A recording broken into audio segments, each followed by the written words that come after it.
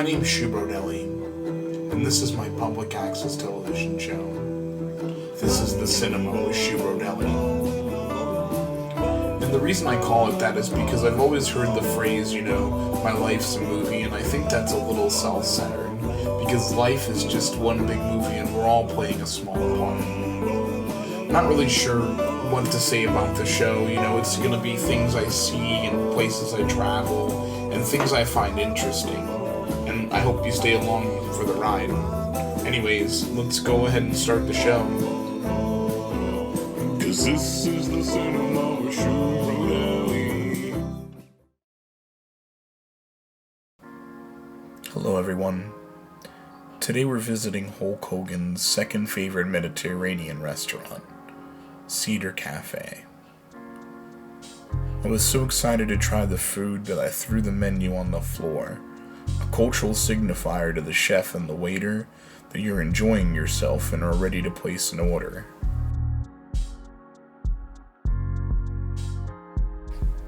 There are many delicious dishes you can get at a Mediterranean cafe, and they're all served with hummus, and you have no other options for a side dish.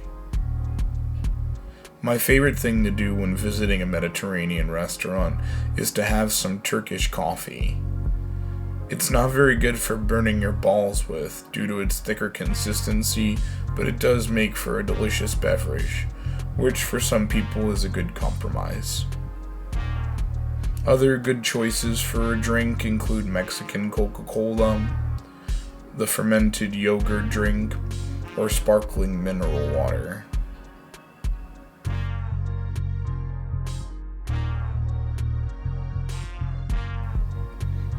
The most popular dishes to eat in a Mediterranean restaurant, undisputed.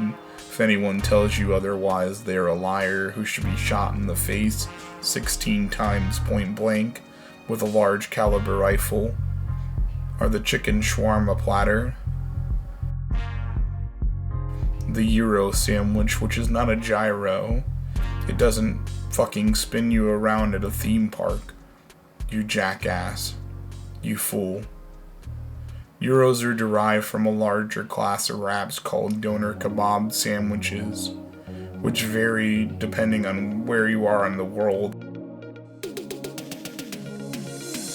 Of course, the ever classic baklava, made with almond or pistachio.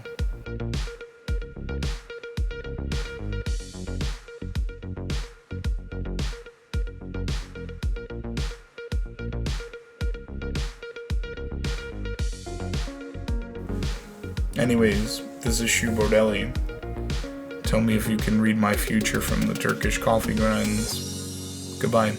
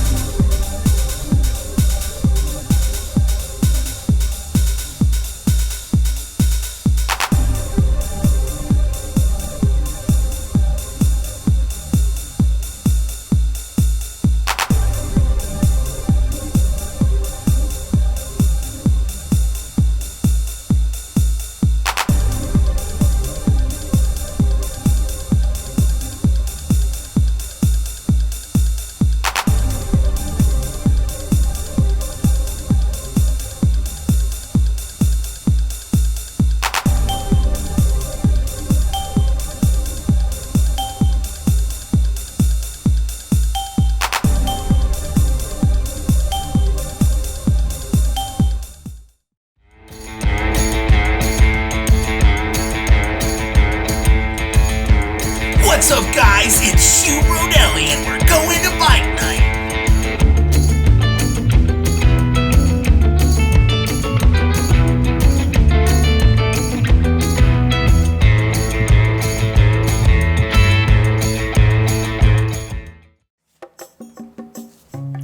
Motorcycles were invented in 1885 when a man by the name of John Motor Braun, with a G instead of a J, decided he was tired of riding on things with four wheels. But they didn't get popular until after World War I, when a man by the name of Harley Davidson decided he wanted to make a bike that was the fastest and loudest humanly possible.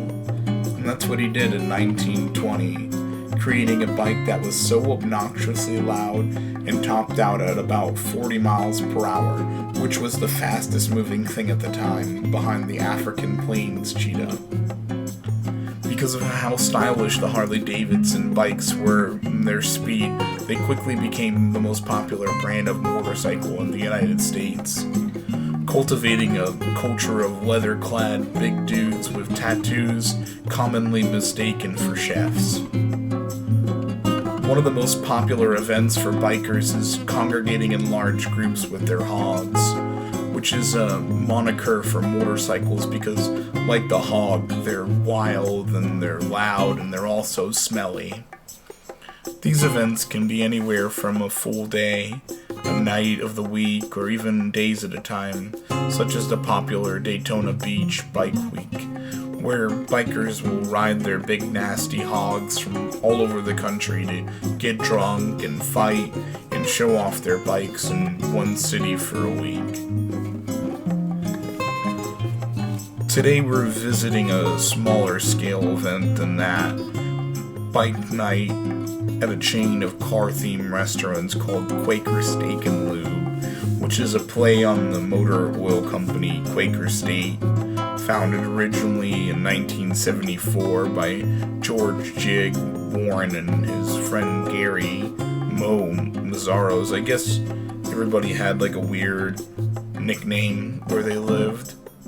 But anyways, they decided to open the first location in an abandoned gas station in downtown Sharon, Pennsylvania. Originally it was a cook-your-own steak establishment, some kind of different take on the steakhouse, but now their signature dish is chicken wings with a variety of different sauces, with their most popular sauce, or most notorious rather, being their new Eat Heat sauce, which is, you have to sign a waiver because it's so hot it will just burn your balls right off. With 50 locations in the United States, most of them are in the Pennsylvania area where they originated. Today we're visiting the only location in Florida. When going to a bike night or any event, it's traditional to wear leather vests or jackets or hats such as the one I'm wearing tonight that says "Don't ask me for shit." This will signal to the other bikers that I'm a badass biker dude, just like them, despite my lack of tattoos or a motorcycle. One way you can show how tough you are is to do the hot wing challenge, or if you're looking for something a little lighter, you can have the biker salad. It's not uncommon to see a band playing Eagles covers and other classic rock songs when at the bike night to soothe the angry and drunk boomers who are all worked up about having to wear a mask.